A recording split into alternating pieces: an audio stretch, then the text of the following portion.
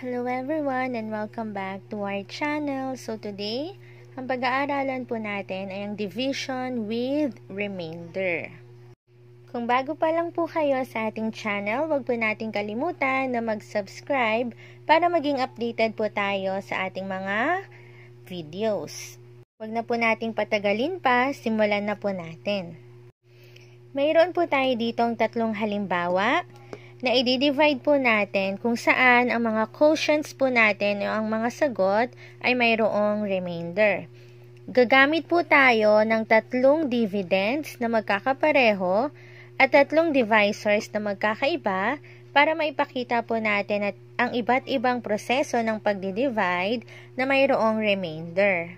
Simulan po natin sa unang halimbawa. Ang first example po natin ay 355 divided by 2. So, alam po natin na dahil ang ating dividend ay nagtatapos sa 5, ang ating sagot dito ay hindi eksakto.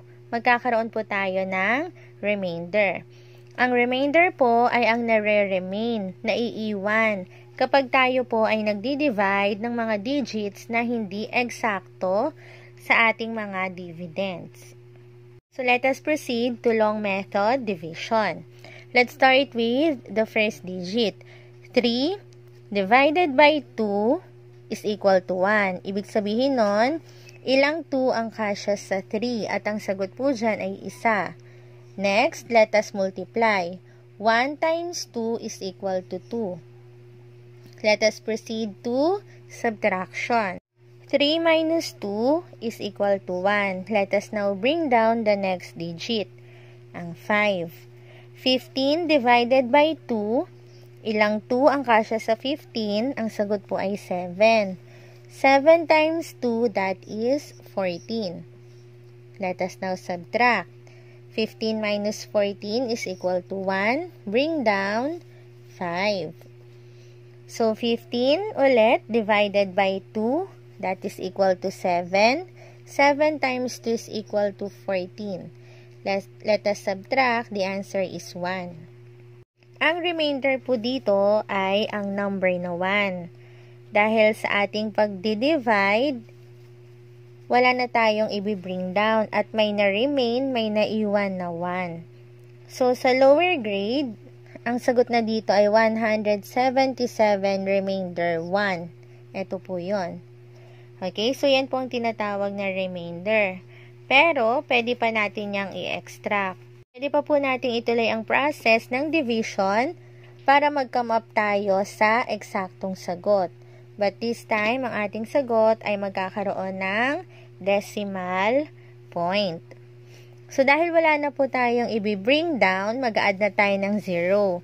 Pero bago po tayo mag-add ng 0, maglalagay tayo ng decimal point. Meaning yan, hanggang dito na lang yung ating original number. At magdadagdag tayo ng 0 sa dulo. Itong decimal point natin, ililipat natin sa taas sa tapat. Okay, then let us now bring down 0.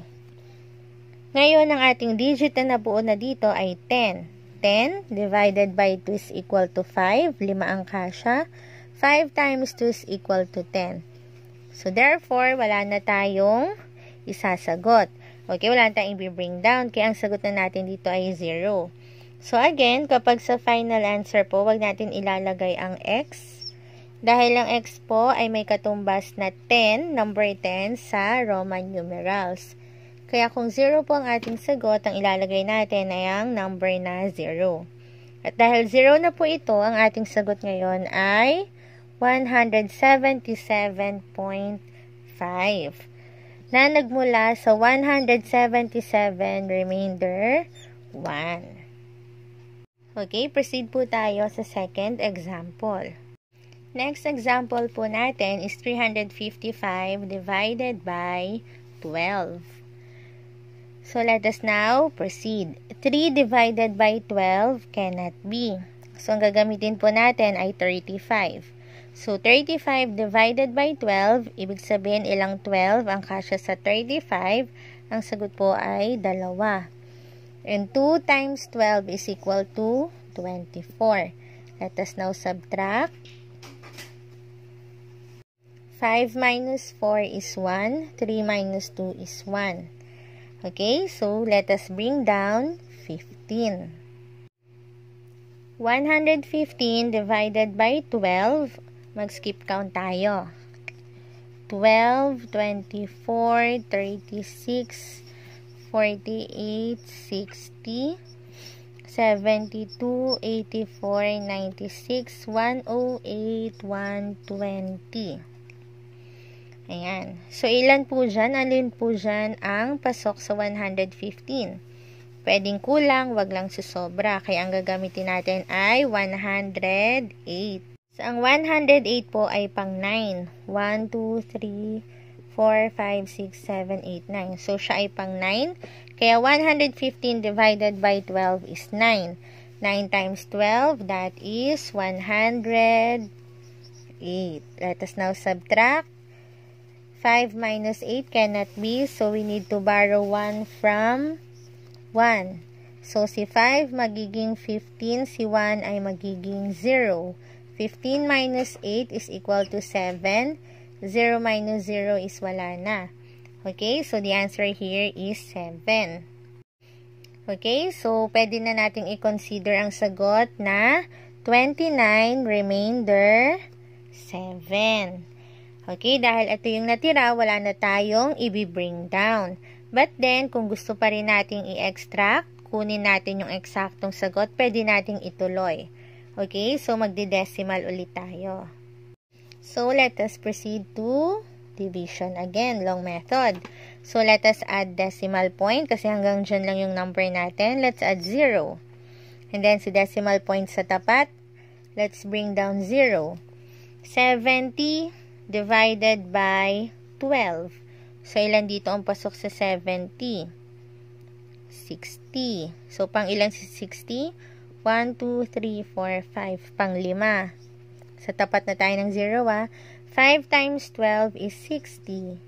Subtract 0 and then 1. So, dahil hindi pa rin tayo natatapos dito, pwede pa tayong mag-add ulit ng 0.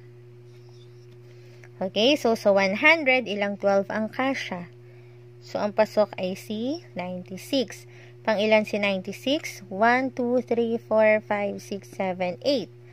Pang 8. So, 8 times 12, that is 96. 100 minus 96 is equal to 4. Meron pa rin.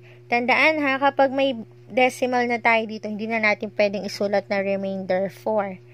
Hindi po. Kailangan natin yung tapusin. Okay, so we need to add another 0 again. So, bring down 0. 40 divided by 12, ilan dyan? Ito, pasok si 36.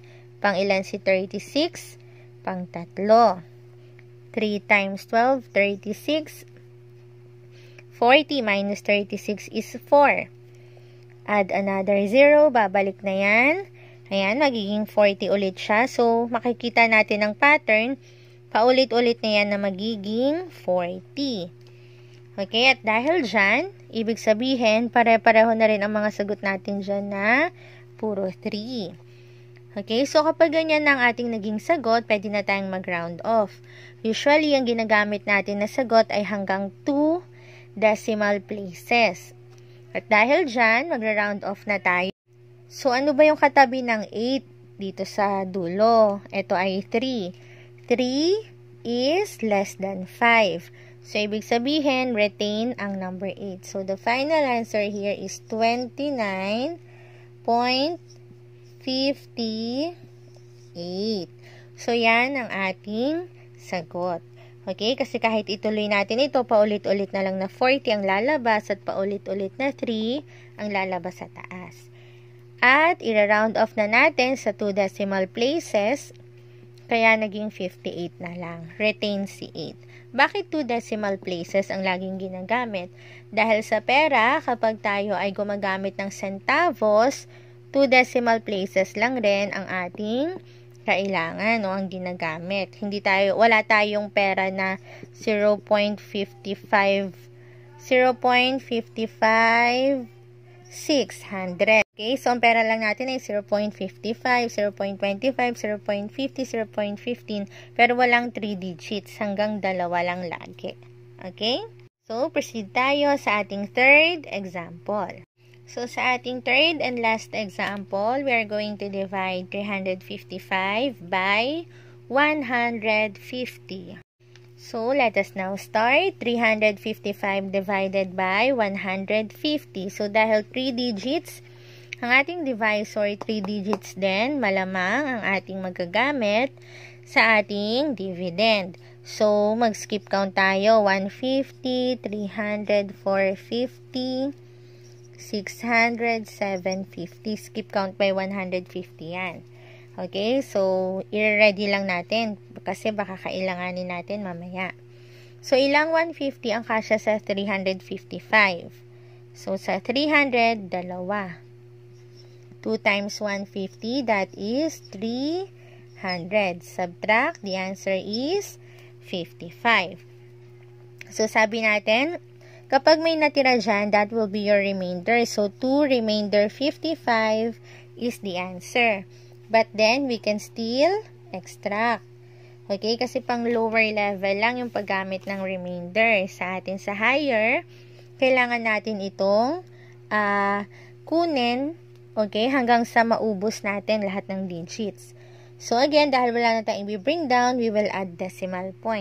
And then, add 0. Si decimal point, ilagay sa tapat, bring down 0. Ilang 150 kasya sa 550? So, 3 kay 450. 3 times 150, the answer is 450. Subtract 0, 0, 100.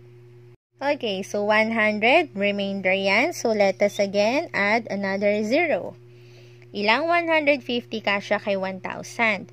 So, dito, pwede pa tayo mag-add. 750 plus 150, that is 900. 900 plus 150, that is 1,050. So, ang kukunin na lang natin ay si 900. Pang ilan si 900? 1, 2, 3, 4, 5, 6. Pang-anim. So, 6 times 150, that is 900. 1,000 minus 900 is equal to 100. So, let us again add another 0. 1,000 ulit yan. So, makikita natin na dahil 1,000 ulit ang lumabas dito, at meron na tayong 1,000 dito, ibig sabihin paulit-ulit na lang yan na magiging 6, at paulit-ulit na lang to sa proseso ng pag-add ng 0 at puro 1,000 ang lalabas at 900. Okay, at dahil dyan, paulit-ulit na magiging 6 ang ating mga sagot dito. So, pwede na ulit tayong mag-stop at mag-round off kasi hindi na yan matatapos. Okay, so ano yung gagawin natin? I-round off na natin sa 2 decimal places ulit.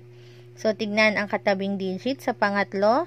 Kapag 5 pataas, okay, or greater than 5, we need to add 1 sa ating number. So, dahil ito ay 6, it is greater than 5. So, the final answer here is 2.37. Okay, ang final answer natin, 355 divided by 150 is equal to 2.37. Ayan, so ganyan po ang pagdi-divide with remainder and extracting into decimal numbers. So nawa, meron na naman tayong dagdag kaalaman sa oras na ito at marami pong salamat sa inyong panonood at pakikinig.